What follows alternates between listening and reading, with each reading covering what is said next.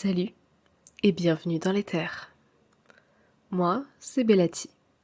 Je suis autrice, cartomancienne et danseuse. Aujourd'hui, je vous invite à me suivre dans l'Éther. C'est quoi l'Éther? Où et pourquoi? Je répondrai à toutes vos questions. Mais tout a commencé avec l'écriture. J'ai publié mon premier roman sous le nom de Terry M. Betsituta. Le tome 1 de Mystérieux. Je te mets tout ce qu'il faut dans la description. Et je vous avoue que si on ne m'avait pas poussé à bout, je ne vous l'aurais peut-être jamais partagé.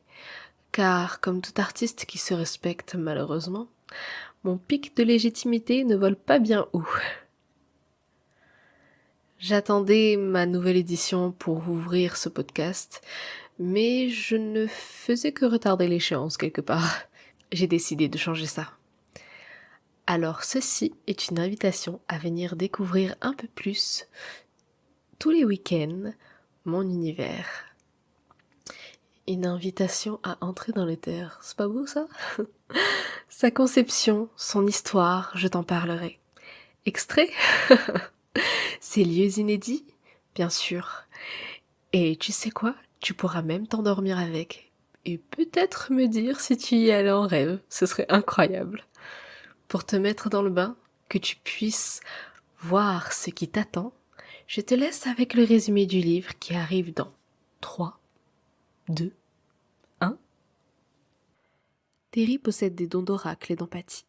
Ainsi, elle voit la mort des gens avant que cela ne se produise et ressent les émotions des gens comme si elles étaient siennes, de façon exacerbée. Un jour, elle fait la rencontre d'Imon, un jeune homme dont elle a vu la mort en rêve. Un dilemme s'impose alors. Doit-elle lui dire qu'il est en danger ou doit-elle faire comme si de rien n'était? Dans un cas comme dans l'autre, il semble difficile d'échapper à son destin. Ses rêves se succèdent, rêves qui sembleraient être un souvenir de ses vies précédentes. Pour couronner le tout, le jeune homme lui fera des révélations qui bouleverseront sa vie à tout jamais. Salut, moi c'est Terry. Pas l'auteur, le personnage. Même s'il faut se l'avouer, elle a parfois tendance à se prendre pour moi. Il faut que je vous raconte mon histoire parce que je ne peux décemment pas la garder pour moi.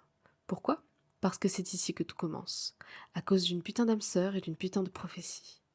Elle, dernière descendante d'une lignée de druides et de sorciers, elle possède le don d'oracle et le don d'empathie. Des dons qui, ensemble, ne font pas bon ménage. Lui, elle l'a vu mourir. Bon, maintenant, si j'étais convaincue, abonne-toi, active la cloche pour ne rien rater.